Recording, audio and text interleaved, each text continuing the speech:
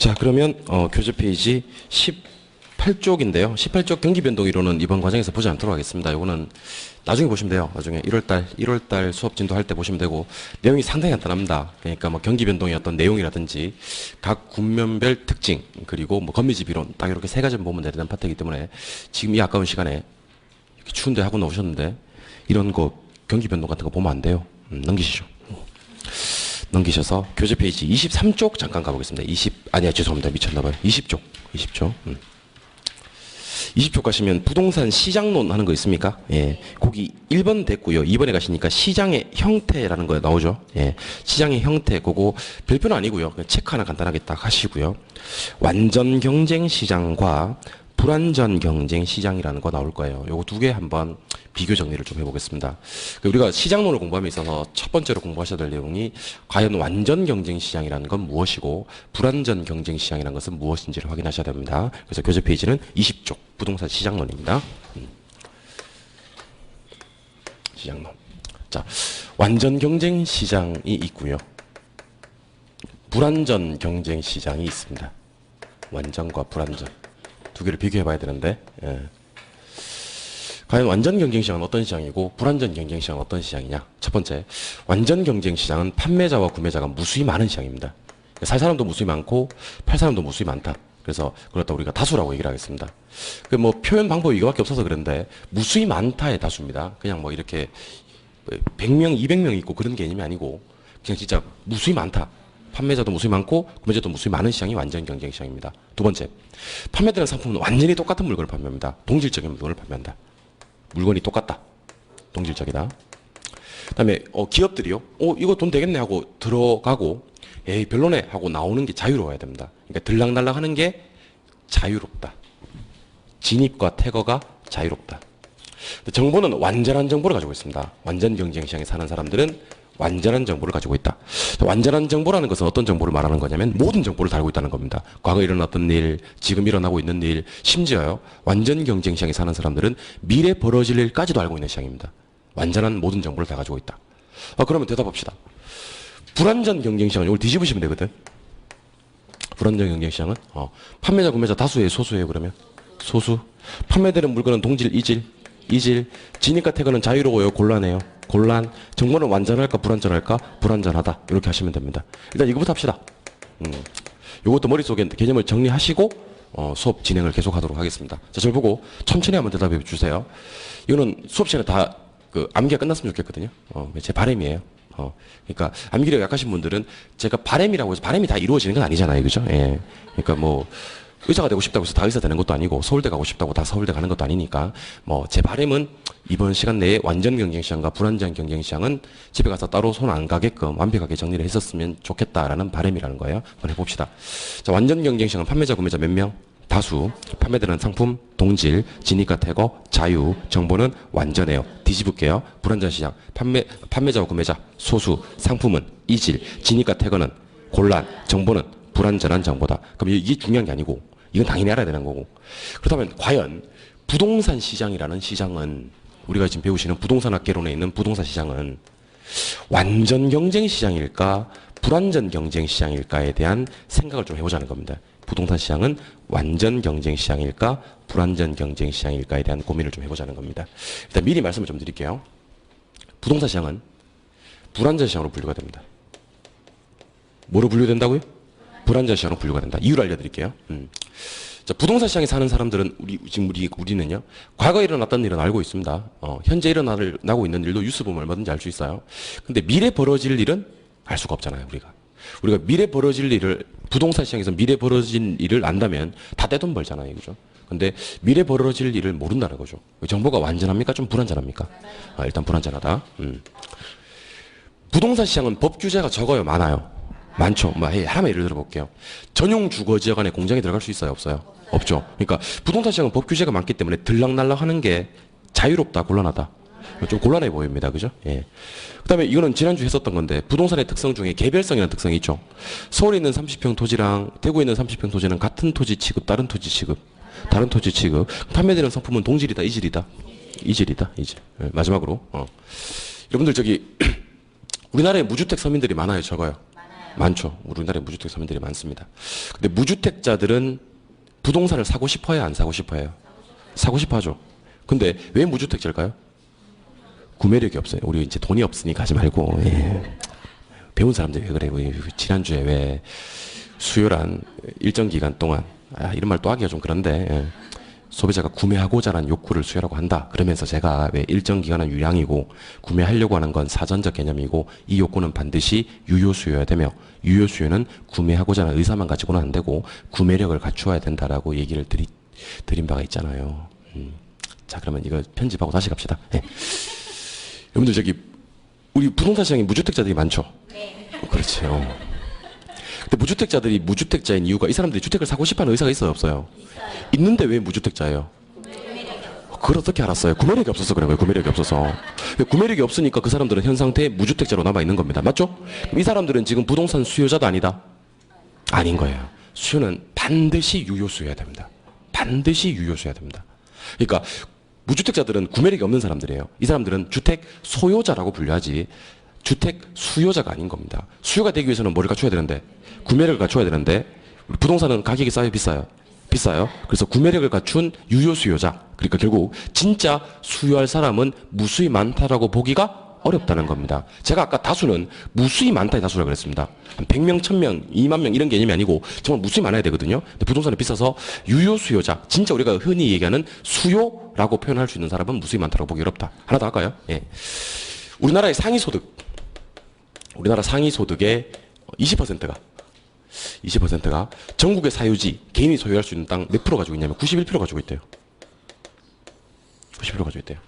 우리나라의 소득 랭킹 20%까지 딱 끊어버리면요. 이 사람들이 우리 전국에 소유하고 있는 땅이 91%랍니다.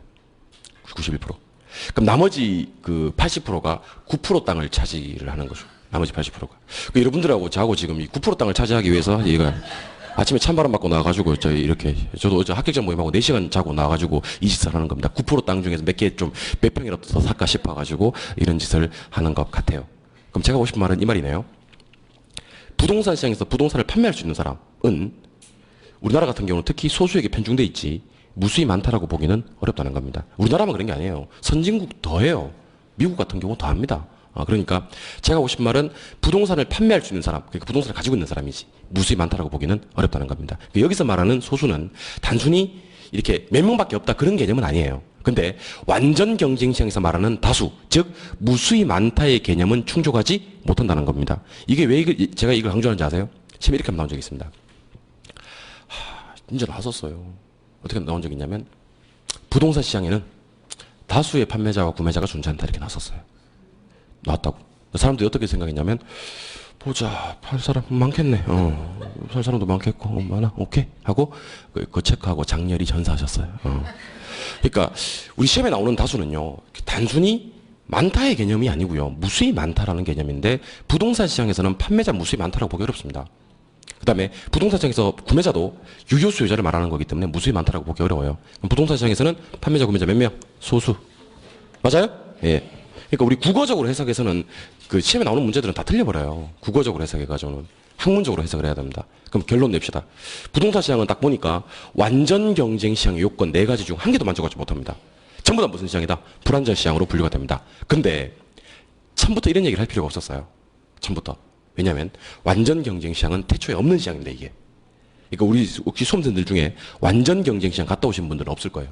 선생님 내가 엊그제 완전 경쟁 시장 갔다 왔는데 와 판매자 구매자 무수히 많고 똑같은 물건을 판매하고 진입과 퇴거 들락날락 자유로웠고 정보가 완전한 걸 보고 내가 깜짝 놀랐어요. 뭐 이런 사람이 없다는 겁니다. 왜냐하면 완전 경쟁 시장은 현실 세계에 존재하지 않는 시장입니다. 현실 세계에 존재하는 시장은 전부 다 무슨 시장이에요? 불안전 시장입니다. 그래서 우리 부동산 시장도 불안전 시장으로 분류될 수밖에 없는 겁니다. 처음부터 부동산 시장은 완전일까 불안전일까 이런 고민을 할 필요가 없는 거라고. 왜냐하면 우리가 현실 세계에 나타나는 모든 시장들은 뭐니까? 불안전이니까. 그런데 완전을 왜 공부하느냐? 완전을 왜 공부하냐면요, 학문적으로 연구하고 분석하기 위해서 만들어 놓은 시장이에요. 그러니까 학문적으로 공부하기 위해서, 연구하기 위해서, 분석하기 위해서 만들어 놓은 시장이 완전 경쟁 시장이기 때문에 어떤 시장이라도 전부 다 불안전 시장으로 분류가 됩니다. 하지만 이 부동산 시장도 학문적으로 분석할 때는, 뭐 할 때는요? 분석할 때는 뭘로 가정하고 완전으로 가정하고 분석하는 것이 합리적이라는 겁니다. 그러니까 이것도 한 끗 차이예요. 분류, 분석 한 끗 차이거든요. 이거 조심해야 됩니다. 이거 이 한 끗 차이를 이러면 한 끗 차이가 엄청 많이 나와요. 우리 시험에 한 끗 차이가 엄청 많이 나옵니다. 그러니까 한 글자가 틀리게 나온다고. 한 글자가 틀리게 나오고 두 글자가 틀리게 나와서 답이 되는 경우가 상당히 많다고요. 그러니까 이 한 글자 틀리게 나왔다, 두 글자 틀리게 나왔다가 이제 저한테 이제 얘기하는 거죠. 아, 쌤이 한 글자 틀리게 나오는 거 이걸 어떻게 맞춰? 하시는 분들은 아직 합격하려면 멀었고요. 한 글자, 두 글자 틀린 게 상당히 크게 보이는 사람들이 있습니다. 글자 크기는 똑같은데 그게 갑자기 크게 보이는 사람들이 있습니다. 그때 합격에 가깝게 가 계신다고 생각하시면 되는 거예요. 한 글자, 두 글자. 내가 이거 크게 보이게 해드리겠습니다. 해드릴 테니까 일단 머릿속에 정리 좀 합시다. 부동산 시장은 완전 경쟁 시장의 요건 중 단 하나도 만족하지 못하므로 무슨 시장으로? 불완전 경쟁 시장으로 분류가 되기는 하나 부동산 시장도 학문적으로 연구하고 분석할 때는 뭐를 가정하고? 완전 경쟁 시장을 가정하고 분석하는 것이 합리적이다. 즉 부동산 시장은 뭐로 분류? 불완전으로 분류. 환장했네 진짜. 예. 부동산 시장은 뭐로 분석? 완전으로 분석. 이 분류와 분석을 구분하시면 좋겠습니다. 자, 그러면 그렇다면 과연 이 부동산 시장은 제가 방금 말씀드렸던 부동산 시장은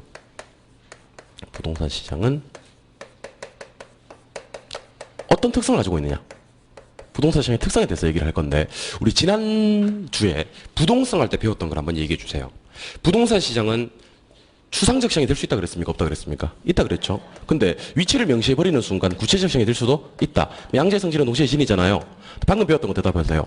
부동산 시장은 완전이다 불완전이다? 불완전 경쟁 시장이다 라고 얘기를 드린 바가 있습니다. 그러니까 불완전 경쟁 시장이니까 판매자, 구매자 몇 명? 소수. 판매되는 상품, 이질. 진입과 퇴거는 곤란. 정보는 불완전하다는 겁니다. 그럼 여러분들 부동산 시장은 추상적 시장이 될 수도 있고 구체적 시장이 될 수도 있다. 하지만 완전 불완전을 물었을 때는 불완전이다. 이거 이제 본 적이 있어요? 없어요? 표정이 이상하기 때문에 한번 보고 오겠습니다. 그러면 내가 증거 자료를 남겨놨어요. 내가 증거 자료를 남겨놨습니다. 9쪽. 잠깐 9쪽 좀 갔다 올게요. 잠깐 9쪽 가시니까 1번에 부동성이라고 보이십니까? 예, 부동성.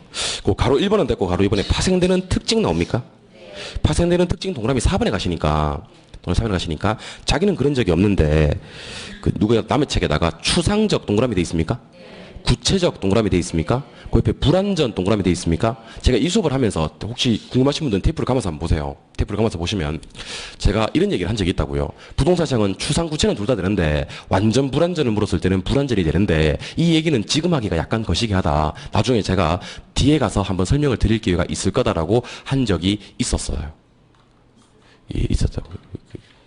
표정이 네 언제 그랬어? 하는 표정인데 내가 지난주에 그랬다고. 그러니까 그 얘기를 지금 해드린 거예요. 그러니까 앞에서 혹시 제가 수업하다가 그냥 이해는 안 되는데 그냥 터치하고 그냥 넘어가는 애들이 있을 거예요. 체크만 해주고. 그런 애들은 뒤에 가서 반드시 설명하니까요. 반드시 설명하니까 혹시 저놈이 저거 체크만 해주고 뒤에 가서 설명 안 해주면 어떡하나 이런 고민 안 하셔도 된다는 겁니다. 이제 알겠잖아요. 자, 다시 부동산 시장은 추상이에요, 구체예요? 둘 다 돼요. 추상이 둘 다 돼요. 추상도 되고 구체도 돼요. 하지만 완전 불완전을 물었을 때는 무슨 시장이에요? 불완전 시장입니다. 그리고 부동산 시장의 특성들을 또 정리를 몇 가지 해드리겠습니다. 5가지 정도. 부동산 시장은 전국적, 광역적으로 시장 형성되지 않아요. 부동성 때문에 국지성을 가지고 있습니다. 국지성. 무슨 성이요? 국지성. 부동성 때문에 전국적, 광역적으로 시장 형성되지 않고 지역마다 따로따로 국지화된 시장, 국지성이 있어요. 그리고 B라는 놈이 3번에 걸쳐서 나와요. B라는 놈이 3번에 걸쳐서 나오는데 우리는 이것을 그 유명한 3B라고 얘기를 합니다. 3B. B 3번 나오니까. 자, 부동산 시장에서는 거래가 공개될까요? 비공개될까요? 비공개돼요. 비공개성이라고 합니다.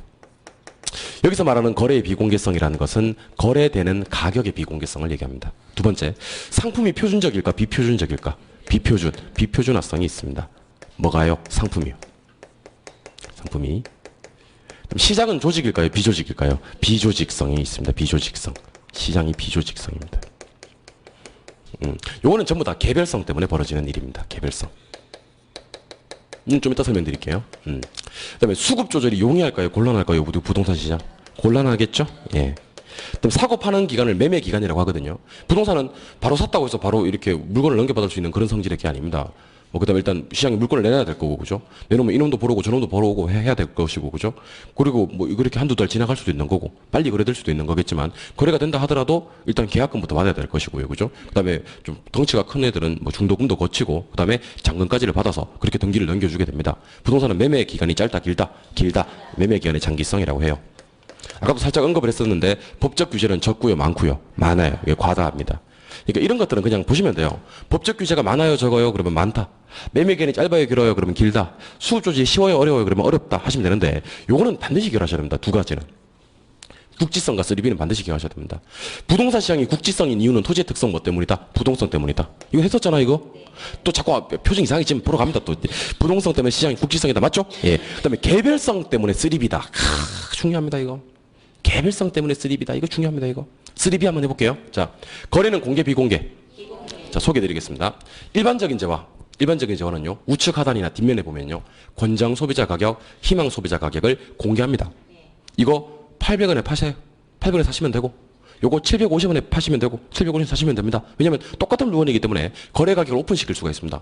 부동산은요, 부동산 우측 하단에 보면 그 권장 소비자 가격 2억 8천 이렇게 적혀있다, 안 적혀있다? 안 적혀있다는 겁니다. 부동산은 물건마다 가격이 다 다르거든요. 일물 일가의 법칙이 적용되지 않거든요. 따라서 개별성 때문에 거래 가격을 오픈, 공개할 수가 없다. 공개, 비공개, 거래의 비공개성입니다. 아시겠죠?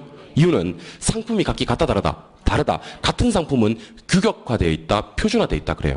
부동산은 판매되는 물건이 다르기 때문에 비표준화성이 있습니다. 맞아요? 그럼 다른 상품을 판매할 때는요, 시장이 비조직적이에요. 자, 우리 조직과, 무섭죠, 조직. 조직. 그 다음에 비조직. 두 개를 비교해 드리겠습니다, 내가. 조직적인 시장과 비조직적인 시장을 비교해 드리겠습니다. 자, 먼저 조직적인 시장부터 소개해 드리겠습니다. 조직적인 시장. 자, 보세요. 나이키 본사에서 뭐라고 얘기하냐면, 신발. 나이키 쓸게요, 나이키. 본사에서 신발 20% 세일합시다. 그랬어요. 지점에다가 지시를 딱 내려버린 거예요. 그래서 딱 지시를 내렸는데 A 매장이 있고 B 매장이 있어요. 거리는 한 2km 정도 떨어져 있어요. 가까워요. 근데 A 매장은 20% 세일을 해. B 매장은 20% 세일 안 하고. 그럴 수 있겠어요, 없겠어요? 없어요. 그럴 수가 없어요. 왜 그럴 수가 없냐면 나이키에서 판매되는 신발은 동질적이거든요. 동질적이다. 동질적이란 말은 어디서 사도 물건이 같다는 거예요. 똑같은 물건이다. 그럴 때는요, 혹시 얘가 세일하고 얘가 세일 안 하면요, 얘는 망해요. 얘는 망하게 돼 있습니다. 왜냐하면 사람들이 여기서 세일하는 걸 알고 여기서 세일 안 한다는 걸 알기 때문에 전부 다 여기서 물건을 사요. 그럼 얘는 어떻게 돼요? 망해요. 이거 우리가 뭐라고 하냐면 조직의 쓴맛을 본다라고 얘기를 합니다. 이 조직의 쓴맛을 보는 거예요. 조직적인 시장, 똑같은 물건을 판매하는 시장은 상당히 조직적입니다. 그래서 본사에서 어떤 지시를 내리면요, 일사불란하게 똑같이 움직입니다. 상당히 조직적이에요, 이런 시장을. 그러니까 똑같은 물건을 판매하는 시장은요, 다 조직적이에요. 다 조직적입니다. 그러니까 우리 본사에서 이런 지시를 내리는 거죠. 우리 물건 가격 너무 싼 것 같으니까 1,000원씩 올립시다. 모든 지점에서 1,000원 다음 날부터 다 올린다니까. 그러니까 상당히 조직적으로 움직이고요. 그 말을 안 들을 수가 없어요. 똑같은 물건을 판매할 때는 조직적이에요. 근데 부동산 시장, 비조직적이에요. 판매되는 물건이 다르기 때문입니다. 본사는 없겠지만 중개협회에서 이런 얘기를 합니다. 전국 중개협회에서 판매되는 물건이 이질적인데도 불구하고 중개 수수료를 20% 세일합시다. 그랬어요. 20% 세일합시다. A 시장에서는 중개 수수료를 20% 세일하는데 B 시장에서는 20% 세일 안 하는 거예요. 그런데 B 시장은요, 중개 수수료를 세일하지는 않는데 물건을, 정말 좋은 물건을 다량으로 확보하고 있습니다. 근데 A 중개업소는요, 20%를 세일을 하는데 물건이 별로 없어요. 그러면 얘는 장사 잘 돼요, 안 돼요? 잘 돼요. 세일 안 해줘도 장사 잘 된다고. 얘는 세일 아무리 해도 장사 안 된다고. 즉 판매되는 물건이 다를 때는요, 시장이 조직적으로 움직일 수도 없어요. 그러니까 협회에서 그런 얘기 하지도 않겠지만 해도 말 안 들어요. 말 안 듣습니다. 왜냐하면 조직의 쓴맛을 안 보는 시장이거든요.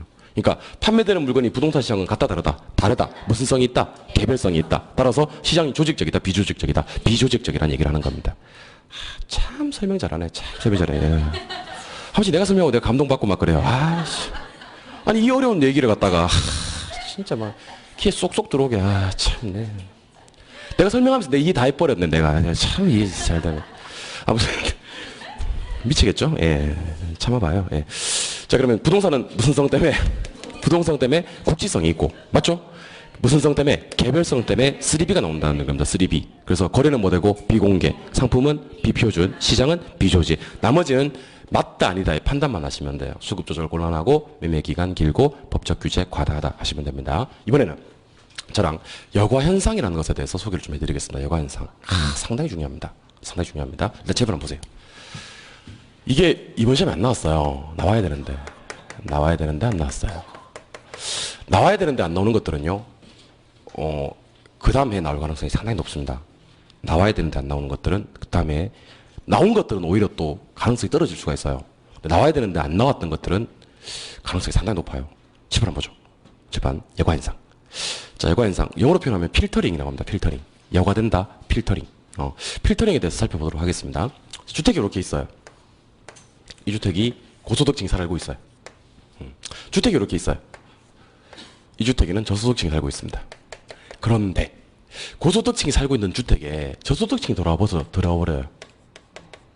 그럼 이제 누가 살게 돼요? 저소득층이 살게 되겠지. 이런 여과 현상을 필터링 다운이라고 합니다. 다운. 그래서 하향 여과라고 합니다. 무슨 여과? 하향 여과. 눈치 빠르신 분들은 옆에 거 좀 봐봐요. 눈치 없는 분들은 이것만 쳐다보고 계세요. 예. 저소득층이 살고 있었어요. 근데 이 주택에 고소득층이 들어와서 살아요. 이걸 갖다가 필터링 업이라고 합니다. 필터링 업. 무슨 여과? 상향 여과라고 합니다. 그럼 여과 현상의 종류는 몇 가지가 있다? 두 가지가 있다. 무슨 여과와? 하향 여과와 상향 여과가 있는데 우리는 요거 위주로 공부하시면 됩니다. 이게 안 중요하다는 얘기는 아닌데 이게 일반적인 여과 현상이에요. 하향 여과가. 일반적이다. 자, 그럼 우리는 왜 여과 현상을 배워야 되고 왜 여과 현상이 일어나는지에 대해서 소개를 일단 해드리겠습니다. 자, 고소득층이 있을 수 있고요. 저소득층이 있을 수 있습니다. 그런데 고소득층들은 주로 새거 사요. 새거. 신축주택. 저소득층들은 주로 오래된 거 사요. 중고주택. 이유를 알려드리겠습니다. 고소득층들은 뭐가 있으니까? 구매력이 있어요. 돈 하지 말고. 돈 하지 말고. 자, 잘라냅시다. 다시. 여러분들 질문 한번 드려보겠습니다. 제가. 고소득층들이 있고 저소득층들이 있는데 고소득층들은 주로 신축주택을 수요하고 저소득층들은 주로 중고주택을 수요합니다. 근데 고소득층들이 신축주택을 수요하는 이유는 뭘까요? 어떻게 알았어요? 구매력이 있어서 그래. 저소득층들은 구매력이 없고요. 그러니까 고소득층들과 저소득층들 둘 다 신축주택을 좋아해요. 둘 다 신축주택을 좋아한다고. 근데 얘는 구매력이 있으니까 진짜 사는 거고 얘는 신축주택을 좋아하지만 구매력이 없으니까 중고주택 사는 겁니다. 그렇잖아요? 예. 이걸 내가 말로 표현할 필요도 없는 거예요. 원래 아는 거지. 자, 그럼 7번 보세요. 주택이 하나 새로 지어집니다. 새로 지어집니다. 그리고 이 주택은요, 새 거예요, 새 거. 새 거란 걸 달리 표현할 길이 없어가지고, 막 새로 지어놨다면 번뜩번뜩하다! 막 이렇게 해서 별을 그리도록 하겠습니다. 이건 새 거란 얘기예요. 그리고 이 주택의 수명을 20년이다 하고 출발할게요. 몇 년짜리요? 20년짜리. 가정을 이렇게 한 거예요. 그럼 이 주택에 누가 살겠어요? 고소득층이 살겠지, 이제. 이제 실컷 자다가 일어나가지고, 아니, 네가 여기 고가 살지, 저가 살지 어떻게 알아? 그러면 내 미쳐버리는 거예요. 고소득층들은 주로 뭐를 수요한다? 신축을 수요하고, 저는 중고주택을 수요한다라고 가정을 했잖아요? 예. 그러면 이제 신축주택, 고소득층 하는 거예요. 근데 이 주택이 10년 지나버렸어요. 10년 지나버렸습니다. 그럼 이 주택 뭐가 돼요, 이제? 중고주택이 되지. 맞아요? 근데 고는 뭐를 수요한다 그랬어요, 주로? 신축을 수요한다 그랬잖아요. 그럼 고는 신축을 찾아 떠나요, 얘가. 떠나고, 중고주택의 수요자가 누구라 그랬죠? 저소득층. 누가 들어와요, 여기다? 저소득층이 들어와요. 고소득층 이사가고 저소득층 들어가요. 이걸 또 우리는 하향여가라 그래요. 무슨 여가요? 하향여가. 그럼 이제 이 주택에 누가 살게 돼요, 이제? 저소득층이 살게 되지. 들어왔으니까. 맞죠? 예. 그런데 10년이 더 지났어요. 더 지났다. 자, 아까 제가 태초에 수명은 몇 년이라 그랬죠? 20년. 아까 처음에 10년 지났잖아요. 또 10년 지났잖아요. 그럼 이 주택은 수명을 다 하게 됐네요. 수명 다한 주택은 어떻게 돼요? 재개발 들어갑니다. 재개발 재건축에 들어갑니다. 그럼 이거는 또 세게 돼요, 이제. 맞죠? 예. 그럼 재개발되면 이게 세게 됐잖아. 세거 되면 누가 들어와요? 고소득층이 들어와요. 맞아요? 이걸 뭐라 그래요? 상향여가라고 합니다. 그 다음에 어떻게 되냐면 이게 순환해요, 이렇게. 순환. 계속 이게 이렇게 순환하더라는 거죠. 별과 함께 고가 살아요, 이제. 별 없어지면서 하향여가 되고, 별 생기면서 상향여가 되고, 재개발되면서 또 순환하고 이렇게. 그래서 우리가 여가현상을 배워야 되는 겁니다. 그럼 이제 대답하시는 겁니다. 우리가 일반적으로 말하는 여가현상은 무슨 여가라 그랬어요, 아까 제가? 하향여가. 이제 이유를 알겠죠, 그죠? 예. 뭐가 사용하던 주택이, 고가 사용하던 주택이 낡아서 누구 사용으로? 저 사용으로 전환되는 하향여가 일반적인데, 이게 일반적인데, 경우에 따라서 주택이 수명이 다해서 뭐가 되는 순간? 재개발, 재건축이 되는 순간 무슨 여가로 상향여가 될 수도 있다. 이렇게 공부하는 거예요. 그러니까 일반적인 여가 현상이 하향여가라는 게 당연한 거죠. 그러니까 제가 이런 얘기를 하면 누구든지 고개를 끄덕끄덕 한다니까. 이런 얘기를 하면 아니 이 안 좋은 주택에 누가 왜 그거가 왜 들어와 이런 반문하시는 분들이 계시다고요. 이거는 재개발, 재건축을 통해서 이루어지는 현상이다. 이렇게 보시면 됩니다. 일반적인 여가는 하향여가입니다. 그럼 이제 여가 현상을 왜 배우게 되는지에 대해서 설명을 드렸단 말이죠, 제가. 그럼 일단 7번 계속 보세요. 자, 고소득층 주거지역이에요, 여기가. 여기가 저소득층 주거지역이고, 여기 이렇게 분리가 돼요, 이렇게 분리. 이런 현상 갖다 우리는 주거분리라고 합니다, 주거분리. 주거분리. 앞으로 제가 여러분들한테 주거분리가 뭐예요? 이렇게 얘기를 하면, 고소득층의 주거지역과 저소득층의 주거지역이 분리가 되는 겁니다. 그러니까 여러분들, 여가현상이나 주거분리나 꼭 고와 저 가지고 구분하는 거예요. 고소득, 저소득 가지고. 그러니까 주거분리는 앞에 생략되어 있는 말이 고소득 주거와 저소득 주거가 분리된다. 그럼 말이 너무 기니까 고소득 저소득 빼고 주거분리라고 얘기하는 겁니다. 알겠죠? 그래서 앞으로 제가 주거분리가 뭡니까? 그러면 누구 주거지역과 고소득 주거지역과 저소득 주거지역이 서로 분리되는 거다. 이렇게 얘기하시면 됩니다. 자, 근데 대답 한번 해보세요. 고급주택지역, 고소득층 주거지역은 사람 살기 좋겠어요? 안 좋겠어요? 좋아요. 예. 여기서는 정의 외부 효과가 존재한다. 그래요. 아직 외부 효과 안 배웠지만 일단 그렇게 기억해 놓으세요. 정의 외부 효과가 존재한다. 좋다. 학군도 좋고 그다음에 뭐 교통이라든지 이런 것도 좋고 편익시설도 좋고 아무튼 좋겠다 이렇게 생각하시는 겁니다. 저급주택 지역은 좋아요, 안 좋아요? 안 좋아요. 부의 외부 효과가 존재한다 이렇게 얘기를 합니다. 아직 부의 외부 효과가 뭔지 몰라도요, 안 좋다. 교통 같은 것도 불편하고 아무래도 요 지역은 고급주택 지역에 비해서는 안 좋다는 겁니다. 이런 주거분리 현상은요, 동네 단위 우리가 뭐 무슨 뭐 비산동, 그죠? 뭐 그다음 평촌동, 뭐 잠실동 뭐 이런 식으로 동네 얘기하지 않습니까, 그죠? 동네 단위로 주거분리가 발생해야 안 해요? 해요. 이 동네 사람 잘 사는 동네고 이 동네 못 사는 동네다 이렇게 얘기해요. 자, 뭐 강남구, 서초구, 송파구 뭐 이런 식으로 해서 우리 구별로도 잘 사는 동네 못 사는 구, 잘 사는 구 그래요, 안 그래요? 그래요. 강을 기준으로 강 남쪽이 어떻고 북쪽이 어떻고 강을 기준으로 강 동쪽이 어떻고 서쪽이 어떻고 그렇게 얘기하기도 해요. 예. 그다음에 도시 전체를 가지고 이 도시는 좀 잘 사는 도시고 이 도시는 좀 못 사는 도시다 그렇게 얘기하기도 해요. 국가를 가지고 이 국가는 좀 잘 사는 국가고 이 국가는 좀 못 사는 국가다라고 얘기하기도 해요. 이 주거분리 현상은요, 동 단위, 구 단위, 뭐 도시 단위 다 일어나는 현상입니다. 그리고 선진국, 후진국 불문합니다. 오히려 미국 같은 선진국 같은 경우는요, 이렇게 이렇게 우리나라로 치면 구 같은 데가 있다고 칩시다, 그죠? 그런데 이렇게 한 구에 살면서도 여기 고소득 주거지역하고 저소득층 주거지가 분리되어 있잖아요, 그죠? 이 사람들이 평생을 살면서 여기 한 번도 안 가는 경우도 많대요. 우리나라보다 주거분리가 더 심한 거야. 우리나라는 잘 사는 동네 사는 사람들도 못 사는 동네 가기도 하거든요. 맛집 있다 그러면 다 찾아가가지고 막 먹고 하거든요, 그죠? 근데 미국 같은 경우는 진짜 안 간대요. 절대로 안 간대요. 주거분리 현상은 인근 지역에서도 발생하는 현상이고 도시 전체적인 측면에서도 발생하는 현상입니다. 자, 그러면 지금부터 왜 주거분리가 발생할까에 대한 얘기를 드려보도록 하겠습니다. 지금 보세요. 저 고급주택 지역은 잘 사는 사람들이 사는 동네 맞죠? 예. 그럼 여기서는 주택을 수리하는 데 들어가는 비용을 개량 비용 또는 개조 수선 비용이라고 합니다. 개량 비용, 개조 수선 비용. 그 개량하고 개조 수선 했을 때 이후에 가치가 뛰는 거 있잖아요, 그죠? 그걸 가치 상승분이라고 합니다. 가치 상승분. 그럼 질문 드리죠. 고급주택 지역에서는 정예비 비과가 존재하기 때문에 개조 수선 비용이 클까요? 가치 상승분이 클까요? 가치 상승분이 클까요? 그러니까 100만 원 들여서 수리하면 가치는 500만 원 될 수도 있다는 겁니다. 그러니까 가치 상승분이 크니까 이 지역에서는 아무래도 계속 수리를 한다, 안 한다? 한다. 그렇지 않아도 좋은데 조금만 하자가 있어도 계속 수리를 하더라는 겁니다. 그럼 더욱더 고급화됩니다. 안 그래도 좋은데 그래서 주거분리가 되는 거예요. 뭐가 된다고요? 주거분리. 그럼 적급주택 지역은 어떤 일이 발생하냐면요, 개조수선 비용이 더 커요. 개량 비용이 더 크다고. 제가 무슨 말 하고 싶냐면 이 지역에 가면 100만 원 들어서 수리하면 가치는 50만 원밖에 안 된다는 거죠. 수리비가 더 많이 들지 가치는 안 오른다는 거지. 그럼 이때는 개조수선 비용이 더 커지기 때문에 수선하는 게 맞다, 안 하는 게 맞다? 안 하는 게 맞죠. 그럼 적급화 되겠지, 맞죠? 그래서 주거분리가 되는 거예요. 그러니까 이제 제가 주거분리가 되는 이유를 알려드린 거예요. 근데 이 주거분리가 되는 이유를 알려드릴 필요가 사실 없었습니다. 여러분들 알고 계신 거거든요. 알고 계신 겁니다. 여러분들 잘 보세요. 여러분들이 차를 한 대 샀어요. 차를 제네시스 신형이 하나 나와가지고 한 6천만 원 주고 샀어요. 6천만 원 주고 샀습니다. 신차 딱 뽑아왔어요. 번뜩번뜩해요, 막.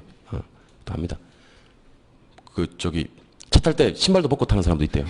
신발 벗고, 그죠? 예, 막 신발 벗고 타고 막.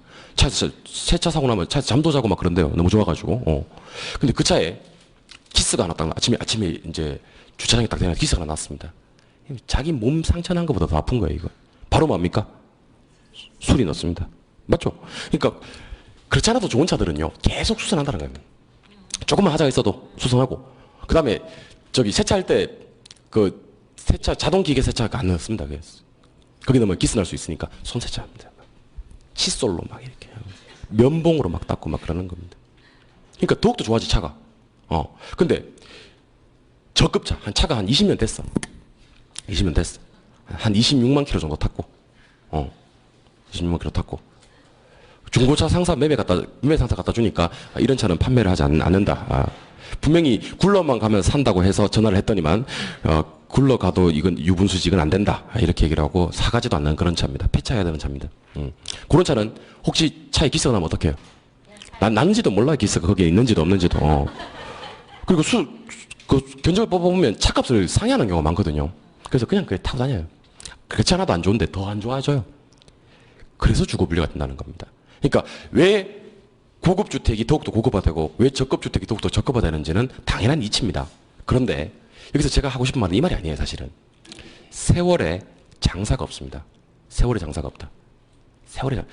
옛말에 그 노래 중에 그런 노래가 있습니다. 가는 세월 그 누가 막을 수가 있겠는가. 가는 세월 뭐 그런 노래가 있습니다. 그죠? 예. 그러면 제 아무리 고급 주택 지역도 개조 수선 비용이 커지는 시기가 온다는 겁니다. 맞나요? 수선한다 안 한다? 이제 안 하게 되죠. 고급주택 지역에 수선 안 하게 되는 그런 시기가 분명히 온다는 겁니다. 그럼 어떻게 되죠? 적급화되죠? 이걸 그 유명한 뭐라고 합니까? 그렇지. 그걸 하향여가라고 합니다. 하향여가. 자, 그럼 일단 대답하세요. 하향여가는 어느 주택 지역에서 발생하는 겁니까? 고급주택 지역에서 발생하는 겁니다. 뭐가 더 클 때? 개조 수선 비용이 더 클 때. 그럼 시험에 어떻게 나오는지 대충 감았죠? 이렇게 나옵니다. 고급주택 지역에서 가치 상승물이 더 크면 하향여가 된다. OX. X. 고급주택 지역에서 가치 상승물이 더 큰데 하향여가 될 일이 없는 거예요. 고급주택 지역에서는 뭐가 더 커야? 개조 수선 비용이 더 커져야 수선 안 하게 되고 하향여가 되는 겁니다. 맞죠? 그럼 이 주택은 뭘로 바뀐다 이제? 적급주택 지역으로 바뀐다? 맞죠? 그럼 뭐가 더 커서? 개조 수선 비용이 더 커서 수선 안 하게 되고 적급화돼서 주거분리가 되겠지? 그러다가 분명 요 지역도 재개발을 해야 될 시기는 온다. 맞죠? 재개발한다는 말은 이익이 되니까 재개발하겠지? 뭐가 더 크다? 가치 상승물이 더 크다? 그럼 재개발하고요. 고급화 되겠지? 이거 뭐라고 한다? 상향여가라고 한다. 눈치가 있어야지 사람이 좀 상향여가 된다. 맞아요? 그럼 또 대답하세요. 상향여가는 어디서 이루어진다? 저급주택 지역에서 이루어진다. 맞죠? 뭐가 더 클 때? 가치 상승물이 더 클 때. 그럼 이 지역은 무슨 주택 지역이 되어서? 고급주택 지역이 되어서 이제 가치 상승물이 더 크고 주거분리가 된다는 겁니다. 그래서 혹시 이거 이해 안 되시는 분들이 계실 수가 있어요. 제가 한 번에 이해되길 바라지는 않습니다. 제가 그렇게 막대 먹은 사람은 아니에요. 그러니까 혹시 이해가 안 되시는 분들은 집에 가서 이렇게 한 바퀴 돌고 두 바퀴 돌고 한 100바퀴만 돌아봐요. 금방 이해가 됩니다. 100바퀴만 돌면. 좀 어지러울 수는 있어요. 너무 많이 돌아가지고. 하지만 100바퀴 도는 순간 아 이게 그 말이었구나라고 이해하실 수가 있습니다. 저를 보고 대답하세요. 고급주택 지역에서 가치 상승분이 커요. 그럼 뭐가 돼요? 주거분리요. 근데 개조 수선 비용이 크면요. 하향여가요. 적급주택 지역에서 개조 수선 비용이 커요. 그러면요. 주거분리. 근데 적급주택 지역에서 가치 상승분이 커요. 그러면요. 상향여가. 이렇게 자꾸 돈다는 겁니다. 뭐 이해되십니까? 예. 근데 여기서 저는 여러분들이 여기를 잘 봤으면 좋겠어요. 여기. 여기. 보세요. 자, 이 지역은 무슨 주택 지역입니까? 적급주택 지역입니까? 뭐가 더 커요? 개조 수선 비용이 더 커요? 수선해야 안 해요? 안 해요. 그럼 적급화 되겠지? 그래서 주거분리가 되지? 이 주택을 우리는 불량주택이라 그래요. 무슨 주택이라고 한다고요? 불량주택. 상당히 중요한 내용입니다. 불량주택. 자, 불량주택 문제는 지금부터 이렇게 저랑 정리를 한번 해보도록 하겠습니다. 불량주택은요, 왜 생길까? 일단 저소득 때문에 생기는 현상입니다. 소득 수준이 낮으니까 이 불량한 주택에 살 수밖에 없는 거고, 그걸 갖다가 소득의 문제를 보지 말고 시장에서 어떤 일이 벌어지고 있기 때문에 발생하는 현상인지를 보자는 겁니다. 자, 7번요. 불량주택 문제는 시장이 뭔가를 잘못하고 있기 때문에 나오는 것일까요? 아니면 시장이 무언가를 잘하고 있기 때문에 발생하는 걸까요?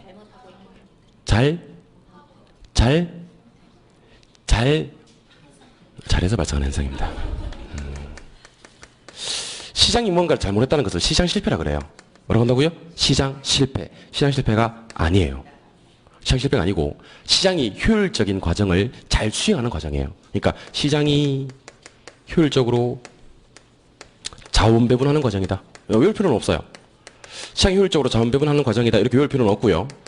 시장의 올바른 기능을 잘 수행하는 과정에서 불량주택 문제는 자연스럽게 발생하는 현상이라는 겁니다. 자, 그럼 질문 다시 다른 각도로 한번 드려볼게요. 불량주택은 생겨야 돼요? 안 생겨야 돼요? 꼭 생겨야 돼요. 불량주택이 안 생기면요. 다음 단계인 뭐로 못 가요? 아니요. 그렇죠. 상향역으로 못 가요. 그러면 재개발로 못 간다는 거지. 그러면 이게 자꾸 이렇게 효율적인 자원 배분의 이 과정이거든요. 과정. 이 과정을 거쳐야 되는데 중간 이빨 하나 싹 빠져버리는 거예요. 이빨 하나 빠져버리니까 다음 단계로 못 가는 거지. 그러니까 이 과정이 꼭 필요하다고. 불량주택은 잘 보세요. 왜 발생하는 건지 보십시다. 무슨 주택 지역이에요? 저급주택 지역입니다. 뭐가 더 커요? 개조선 비용이 커요? 수선하는 게 맞아? 안 하는 게 맞아? 안 하는 게 맞아. 여기서 수선을 해버리면 불량주택은 안 생겨요. 근데 수선을 안 하는 게 맞기 때문에 안 하는 거예요. 뭐가 더 크기 때문에? 개수선 비용이 크기 때문에 수선을 안 한다고. 수선 안 하는 것은 잘하는 짓인가 못하는 짓인가? 잘하는 짓이라는 거예요. 잘하는 짓. 이게 수선을 해버리면 바보 소리 들어요. 여기서는요. 그러니까 마치 자기 중고차는 50만 원짜리 중고차를 타고 다니는데 어제 차 수리했어. 얼마 들었는데? 200만 원 줬어. 이거랑 비슷한 거라는 거예요. 그렇지?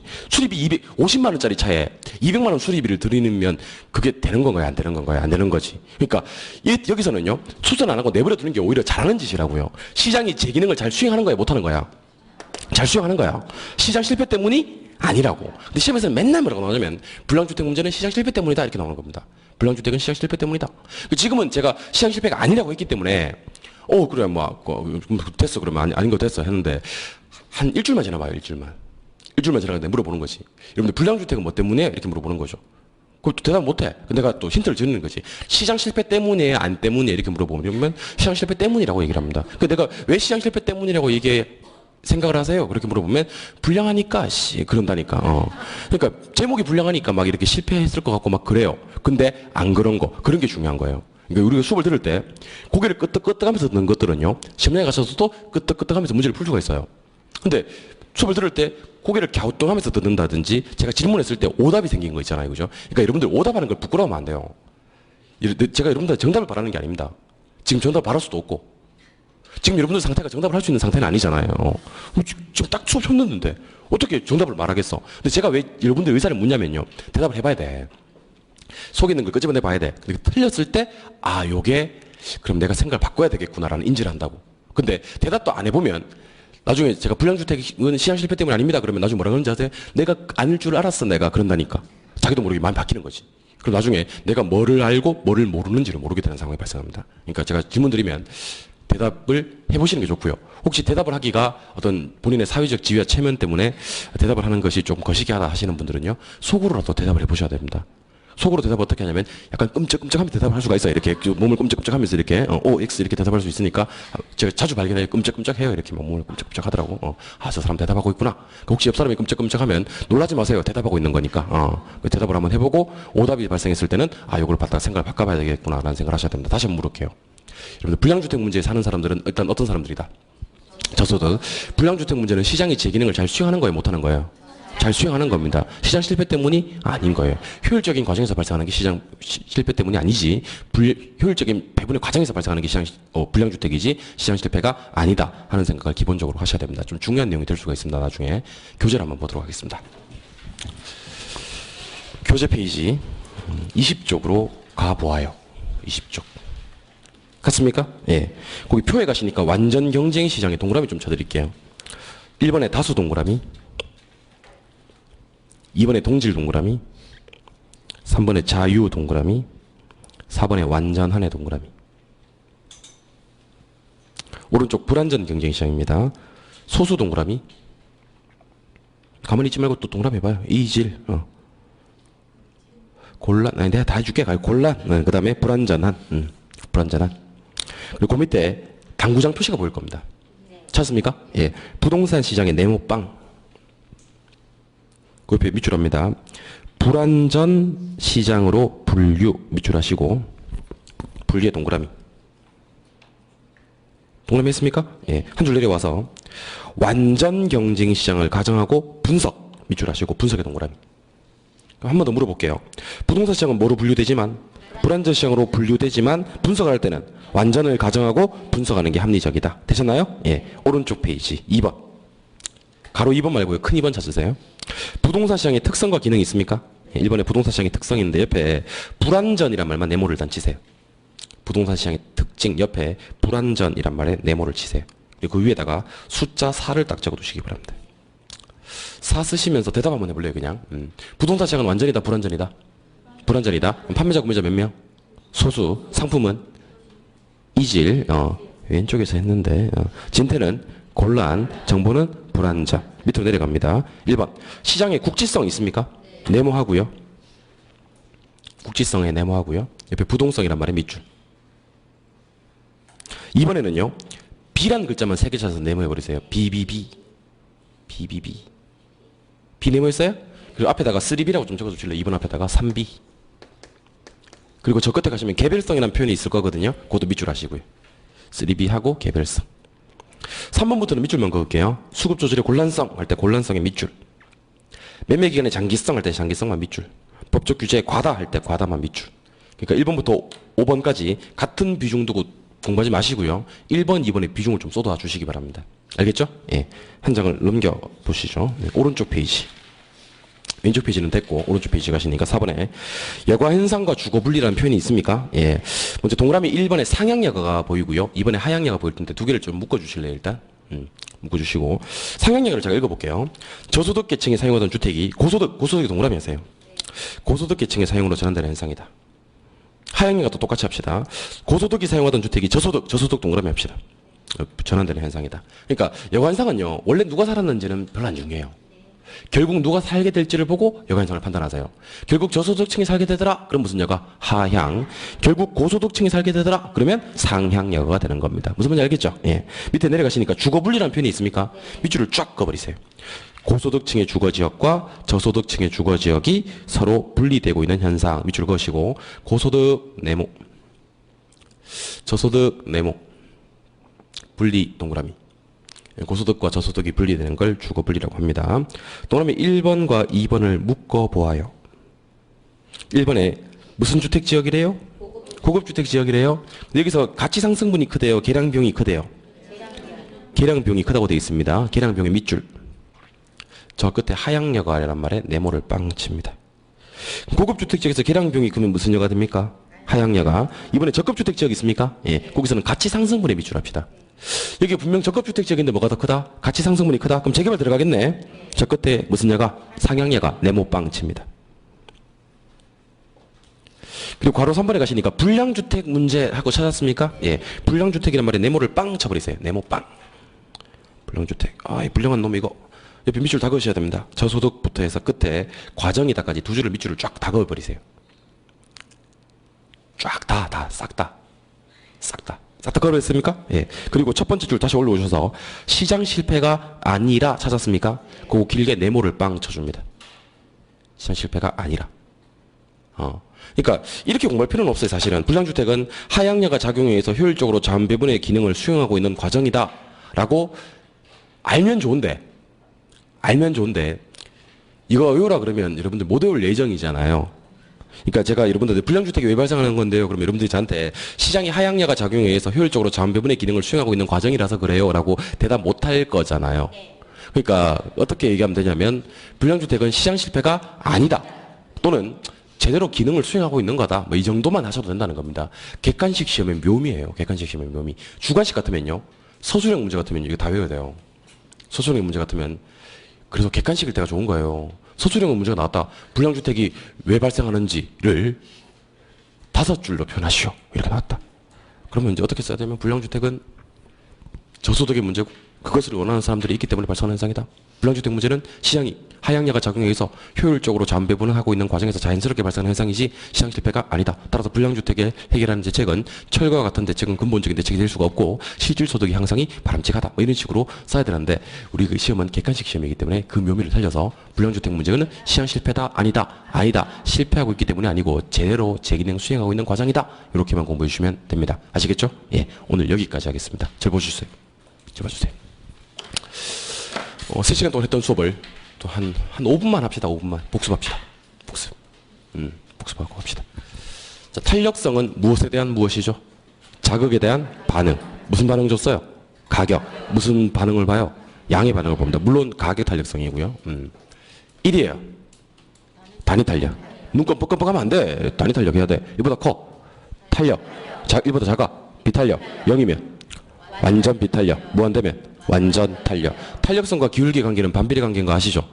일단 제가 그 기울기 몇 가지 제시하면 여러분들은 저한테 말 좀 해봐요. 해보아요. 예, 요거요. 완전 비탄력. 봐봐요.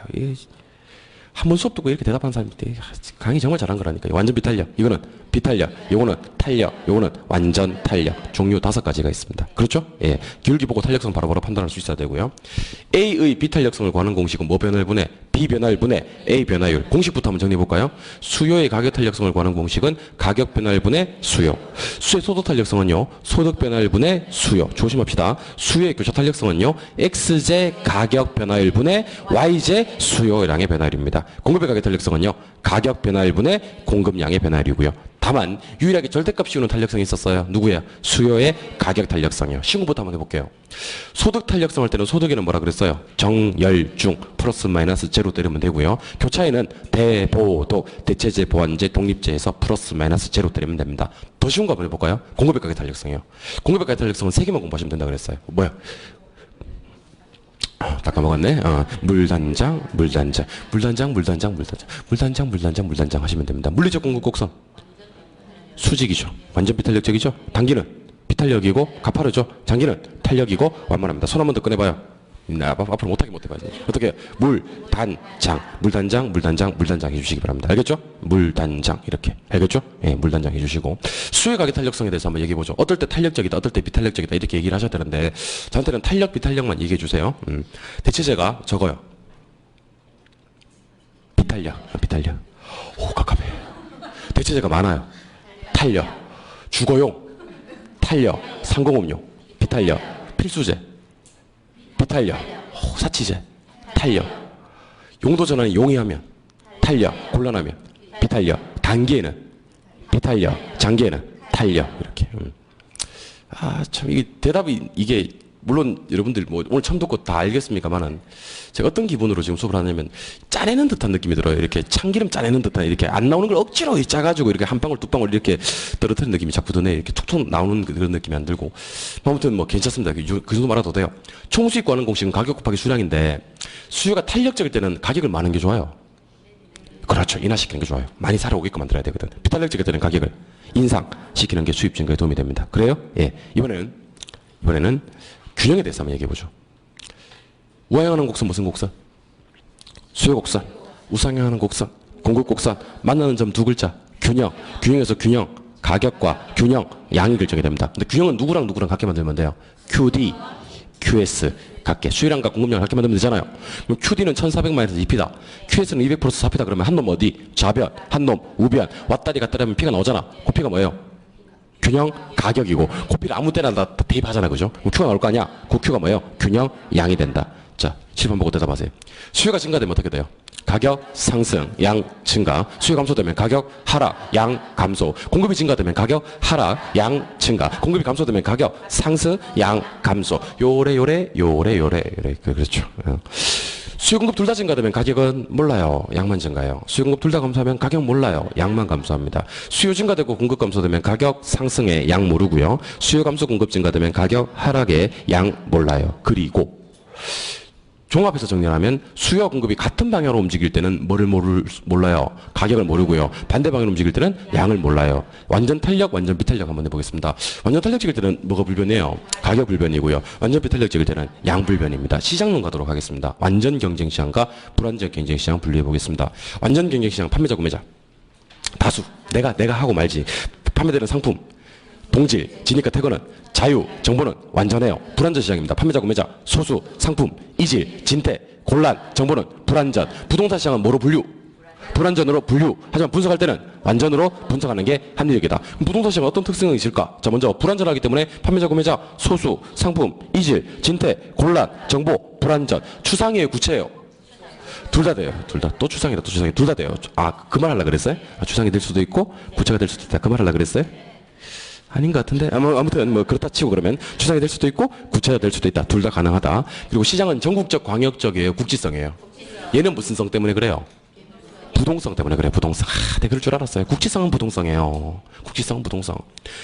3B 거래 비공개 상품 비표준 시장 비조지. 이게 개별성. 그 다음에는 그냥 하시면 돼요. 수급 조절은 곤란, 매매 기간은 장기, 법적 규제 과다. 여관성 보겠습니다. 고가 살았어요. 저가 들어오게 됐어요. 무슨 여가? 하향여가. 저가 살았어요. 고가 들어오게 됐어요. 상향여가. 고소득층 주거지역과 저소득층 주거지역 이렇게 분리되는 걸 뭐라 그래요? 주거 분리인데 고급 주택 지역에서 혹시 개량 비용 또는 개조 수선 비용이 더 크면 무슨 여가? 하향여가. 저급 주택 지역에서 혹시 가치 상승분이 더 크면 무슨 여가? 상향여가. 이때 나오는 과정이 불량주택이잖아요. 불량주택은 시장 실패 때문에 발생하는 현상이 아니다라는 거. 시장이 제 기능을 올바로 수행하고 있는 것으로 이해하시면 됩니다. 오늘 여기까지 하고요. 다음 주는 지대론 그리고 입지 선정론부터 진행해 보도록 하겠습니다. 오늘 고생 많이 하셨고요. 다음 주 첫 시간이 되면 또 오늘 방금 수업했던 거 있잖아요. 그죠? 제가 방금 했던 거랑 똑같이 한번 더 할 거예요. 똑같이 한번 더 할 때 복습 한번 더 돌리고. 그러니까 이 복습이 이게 지금 11월달, 12월달 임무가 지금 몇 번 이루어지냐면 제가 하나 하고 또 복습 한번 하고 마칠 때 복습하고 다음 주 시작할 때 복습하고 하기 때문에 복습이 3번 정도 이루어집니다. 강의한 것까지 합치면 4번 정도 복습이 이루어져요. 그러니까 4번 복습을 하고도 이해가 안 되는 건 내 잘못은 아니에요, 여러분들. 내 잘못은 아니고 본인 내부에서 잘못을 찾으셔야 됩니다. 알겠죠? 4번 복습하면 인간적으로 이건 뭐 이해력이나 암기력이 우선하는 게 아니고 인간적으로 알아줘야 되는 거예요. 알겠죠? 예. 그래서 계속 반복해서 여러분들 이렇게 부동산 학개론에 접근하는 과정들 11월달, 12월달에 한번 해보도록 하시고요. 그 11월달, 12월달에는 모든 내용을 이해하고 암기해버리겠다라는 생각보다는요. 부동산 학개론과 친해지기. 이게 어떤 과목이구나. 요 과목에서는 요런 것들이 중요하고 요런 내용들을 알아야 되는 거구나라는 눈치. 그죠? 예, 그러니까 전체적인 내용을 한번 아울 수 있는 그런 공부를 하시고 제가 중요하지 않은 것들은 중간중간에 빼고 수업을 진행할 거니까 지난주 다른 학원에 갔더니 누가 그러더라고요. 쌤이 그 지난주 이거 안 했는데 그러더라고요. 이거 안 했는데 그 일부러 안 하고 넘어간 거예요. 일부러 안 하고 넘어간 거니까 제가 잠깐 졸았다고 생각을 했나 봐요. 중간중간에 이렇게 빠져 있으니까 그 일부러 안 한 거니까 중간중간에 제가 하는 것만 체크하고 발표하는 것만 기억하시면 되겠고 오늘 제가 체크하고 발표했던 거 집에 가서 5번씩 읽어와 주시면 좋겠습니다. 아시겠죠? 예. 오늘 고생 많으셨고 다음 주 목요일까지 힘차는 주 되시기 바랍니다. 수고하셨습니다.